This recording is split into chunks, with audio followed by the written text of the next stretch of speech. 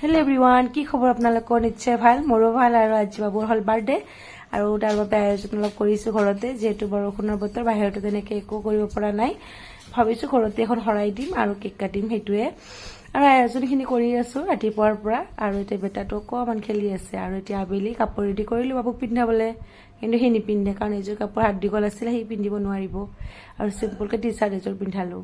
আৰু এইফালে মই শৰাইখন ৰেডি কৰি লৈছোঁ আৰু এইফালে কেক। এতিয়া কেক কাটিঙৰ সময় আৰু এতিয়া আমি আটাইয়ে মিলি ভিডিঅ' কৰি আছোঁ, মানে ভাবিছোঁ মেমৰিৰ কাৰণে থৈ দিওঁ তাৰ বাবে। ইফালে আৰু বেটাও ফটো প'ষ্ট দি আছে মামেকৰ লগত, আৰু চাৰিওফালে মানুহবোৰ বহিছে। এইফালে দেউতা ভিডিঅ' কৰিবৰ কাৰণে ৰেডি। আৰু এতিয়া আমি কেকটো কাটি লওঁ, আৰু লং ভিডিঅ'টোত আপোনালোকে আটাইখিনি চাব পাৰিব ভালদৰে। আজিলৈ এই শ্বৰ্ট ভিডিঅ'ত এতিয়া ইয়াতে কৰিলোঁ। তো নেক্সট ব্লগত লগ পাম। আহিছোঁ আজিলৈ, বাই।